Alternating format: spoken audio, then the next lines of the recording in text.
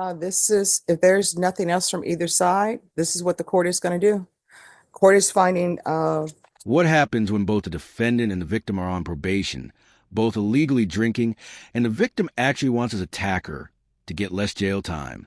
We're about to witness one of the most bizarre family violence cases you'll ever see.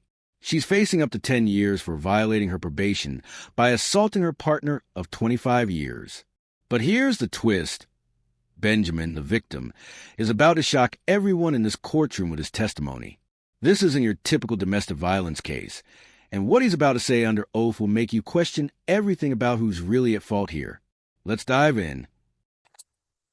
24B. 24B true. The court will grant the motion. The court will find you guilty, give you credit for any time served. There's an affirmative finding of family violence. There should be no contact with Benjamin Gil. I'll request a therapeutic community for you, and the court will sentence you to 4 years in the prison. Did you review the document entitled Trial Court Certification of Defendant's Rights to Appeal with your attorney? Did you understand it and sign it? Yes, Your Honor. All right, this is not a plea bargain agreement. You do have a limited right to appeal. That right to appeal is as it relates to the allegations in the motion, not the fact that you're on deferred adjudication. Do you understand? Right. Because this is a felony conviction and also an affirmative finding of family violence, you're not allowed to own or possess any weapons or ammunition.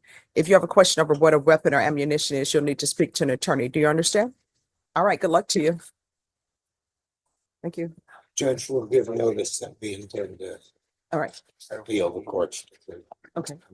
I've made a recommendation. Can you raise your right hand? Do you solemnly swear or affirm the testimony you give will be the truth and nothing but the truth, so help you God? I do. All right, you can lower your hand, state your name for the record. Benjamin Holmes Gil. All right, defense. And you are the same person who was the complainant in the original case that she was put on probation for? Yes. And you are the same person who has alleged that on November the 15th of 2024, she committed another assault against you, correct? Now, at the time, were y'all drinking alcohol? She's not supposed to consume alcohol. You're aware of that, correct? Same thing with you. You're not supposed to consume alcohol. And that's because you're on a probation yourself. And what was the nature and extent of this argument? What happened? I'm not sure of the details, to be honest. Call the details.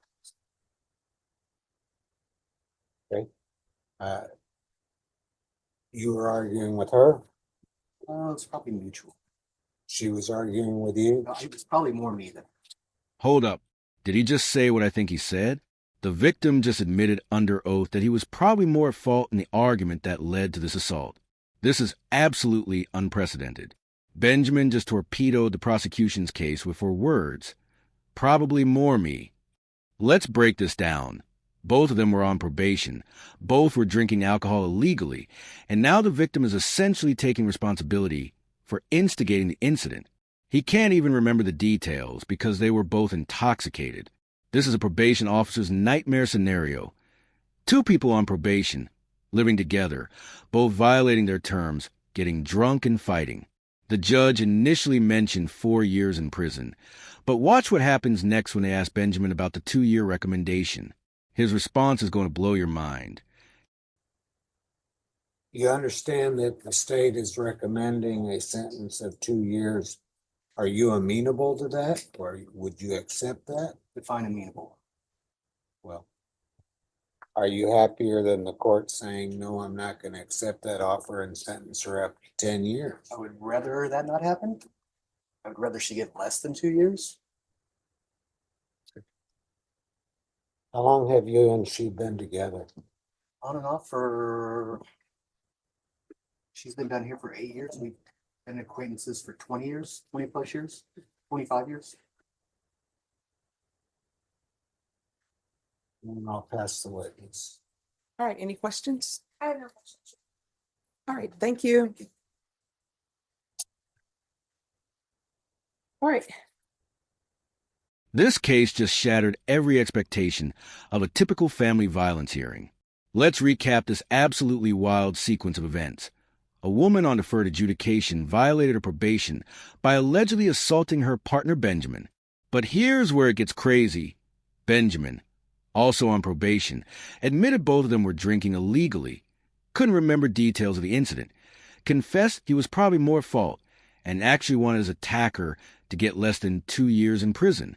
After 25 years together, this toxic cycle continues with both parties violating their probation terms. The court initially mentioned 4 years. The prosecution recommended 2 years, but the victim wanted even less. This case perfectly illustrates the complex reality of domestic violence. It's rarely black and white. Sometimes both parties contribute to a toxic dynamic, and the victim doesn't always want maximum punishment. The affirmative finding of family violence means she can never own weapons again, and the no-contact order theoretically ends their relationship. Though after 25 years of this pattern, who knows if they'll actually stay apart? What do you think? Should the victim's wishes matter when they're asking for leniency? Is this justice or enabling? Drop your thoughts in the comments below. If this case left you as speechless as it left us, smash that like button and share this video with anyone who thinks domestic violence cases are simple. Subscribe and hit the notification bell for more shocking courtroom footage that reveals the messy truth behind our justice system. We upload new cases every week that will challenge everything you thought you knew about crime and punishment. Until next time, stay informed, stay safe, and we'll see you in the next breakdown.